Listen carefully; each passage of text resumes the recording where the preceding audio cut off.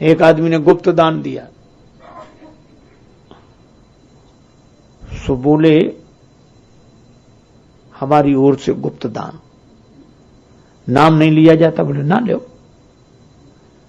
थोड़ी देर में बोले कि घोषणा तो कर दो कि गुप्त दान दिया है किसी ने। तो बोले उसमें नाम नहीं लेना है। बोले नाम मत लो, ये कहो कि जिन्होंने गुप्त दान दिया वो इसी मंच पे बैठे हैं। तो उसने कह दिया कि इसी मंच पे बैठे हैं, तो भी भरोसा नहीं हुआ। आए, बोले ये कहो कि इसी मंच पे बाईं तरफ तीसरे नंबर पर बैठे हैं। लोगों ने कह दिया कि भैया इनका मान रहे। बोले दूसरे दिन चेक ले जाना। चेक लेने गए, दे दिया चेक भर के। गए बैंक में, बैंक वाले ने मना कर दिया, नहीं मिलेगा। कहा क्यों? बोले इस पे हस्ताक्षर तो कराओ।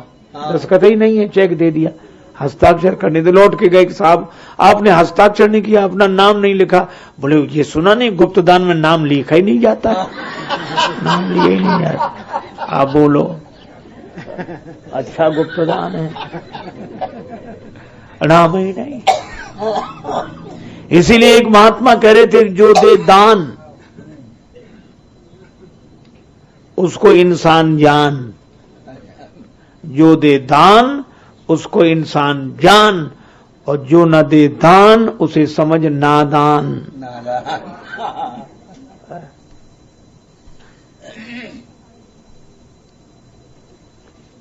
एक काशी में थे नंदन जी, उनके पास एक कवि गए।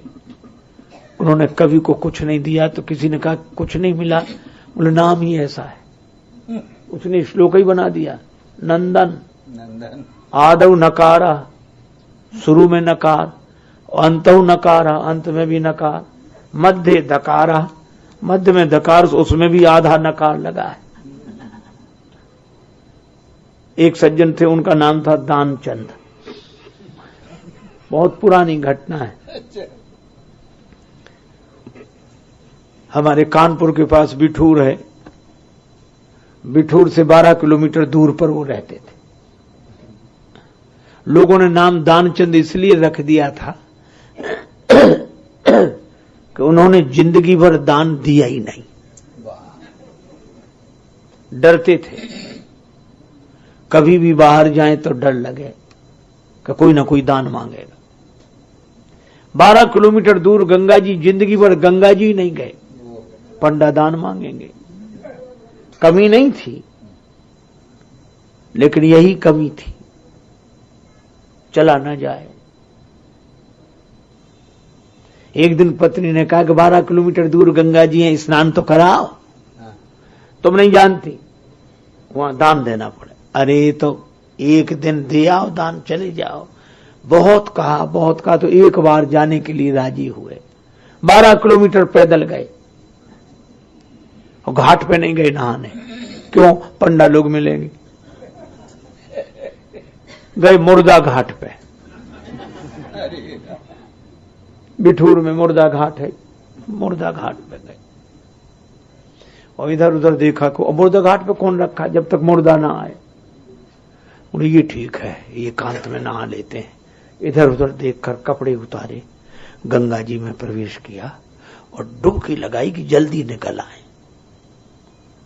भगवान को भी विनोद सूझा कि ऐसा आदमी पहली बार आया है। सो उन्होंने डुबकी लगाई, बाहर निकले, तब तक भगवान पंडा के रूप में उपस्थित। वो डुबकी लगा के बाहर निकले। भगवान बोले यजमान की जय हो, जय हो। और जो देखा तो रह गए, बोले यहां भी आ गए। पंडा जी बोले यजमान हम तो संतोषी ब्राह्मण हैं,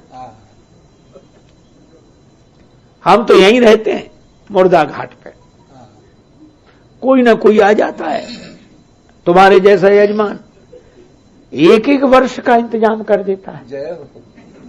घाट पे जाने की जरूरत क्या है, मुर्दा घाट पे ही तुम आ गए हो तो कर ही जाओगे, एक वर्ष का तो कम से कम। कांप गए दानचंद, हम नहीं करेंगे, इस धोखे में मत रहना। अरे बोले तो दान तो श्रद्धा से होता, तुम जितना करो, 6 महीना 3 महीना। दानचंद बोले हम 1 दिन का नहीं कर सकते। अरे मत करो तो कुछ तो देना पड़ेगा, नहीं तो हम गंगा जी से बाहर नहीं निकलने देंगे। अब दानचंद ने सोचा बड़ी मुश्किल, निकलने ही नहीं दे रहे तो कहा उधार करेंगे, उधार, चलो उधार ही करो। तो बोले 1 धेला, अब वो भी उधार, देने नहीं आएंगे। पंडा बोले मंजूर, संकल्प करो। जल छोड़ दिया।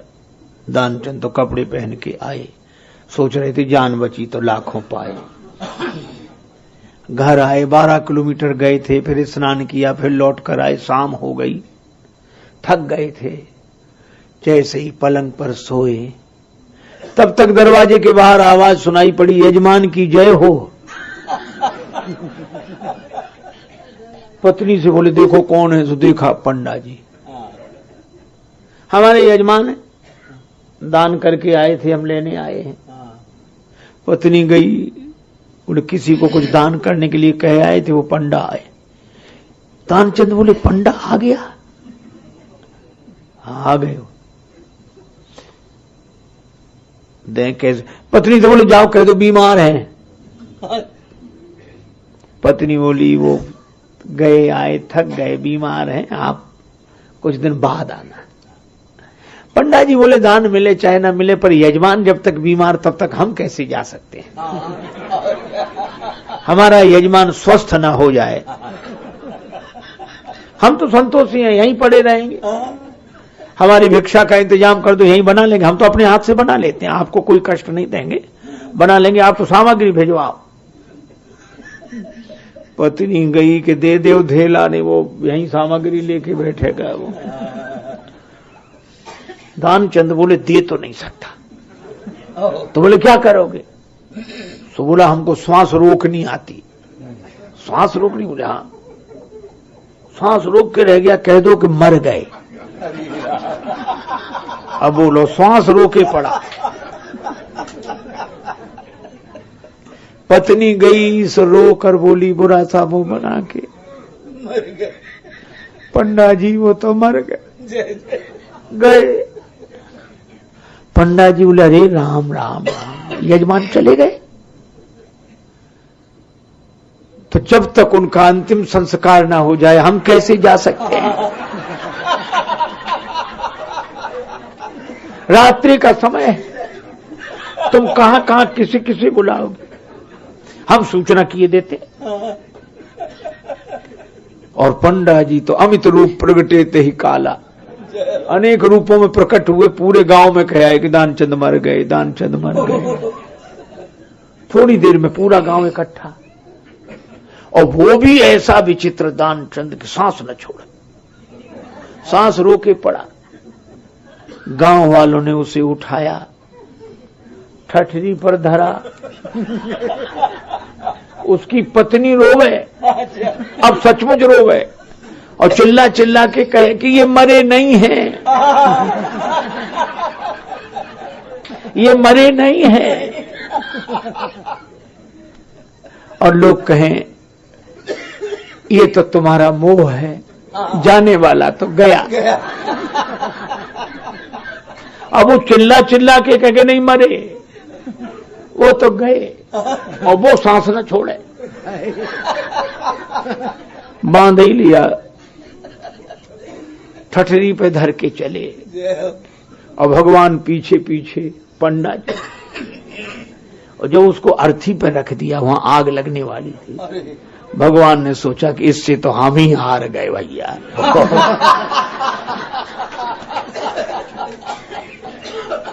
तो बोले इसके कान में कुछ मंत्र बोलना है अंतिम समय, हम पंडा हैं, बोलो। सो भगवान ने कान में कहा कि हम भगवान विष्णु हैं, तुमसे नाता जोड़कर आए हैं, आया हूं बैकुंठ से तुम हित नाता जोड़।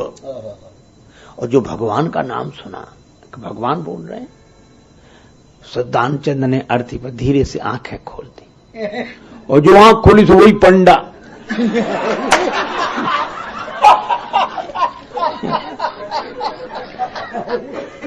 तो फिर आंख बंद कर ली। भगवान बोले हम कुछ लेंगे नहीं, हमसे ही मांग लो। मांग ले वरदान कछु, कुछ वरदान मांग लो। तो दानचंद बोले बस धेला दीजिए छोड़, और कुछ नहीं चाहिए। अब बोलो, जहां लोभ की ऐसी विचित्र दशा हो, वहां कैसे दान हो, कैसे परोपकार हो, कैसे परमार्थ हो। इसलिए इंद्रियों पर संयम हो। हमें इतना ही चाहिए, बस ज्यादा नहीं है। साईं इतना दीजिए जामे कुटुंब समाए, मैं भी भूखा न रहूं, साधु न भूखा जाए, अतिथि न भूखा जाए। ये ऐसे लोग जब इंद्रियों पर संयम रखते हैं तभी वे परोपकार कर पाते हैं। इसलिए 4 घोड़े हैं, बल के साथ विवेक, अर्थात वैराग्य का बल होगा तो विवेक साथ में रहेगा, और इंद्रियों का संयम होगा तो परोपकार साथ रहेगा। बल, विवेक, इंद्रिय संयम और परोपकार। और रस्सियां 3 हैं, क्षमा, कृपा, समता, रज जोरे। क्षमा की रस्सी, कृपा की रस्सी, समता की रस्सी। अच्छा, अब आप विचार करना, जब घोड़े 4 हैं तो रस्सियां 3 क्यों? किस घोड़े को स्वतंत्र छोड़ें? कुछ लोगों ने कहा कि विवेक को स्वतंत्र छोड़ना चाहिए। वो तो ठीक है, विवेक को स्वतंत्र छोड़ दें, लेकिन परोपकार को स्वतंत्र छोड़ दें। अच्छा, अब मैं दूसरी बात आपसे कहूं, इनमें से किसी को भी स्वतंत्र नहीं छोड़ा जा सकता है,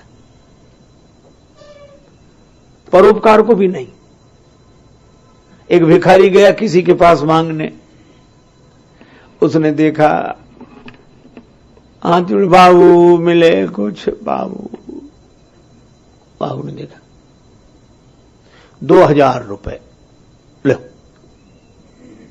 बड़े घर ले जाओ।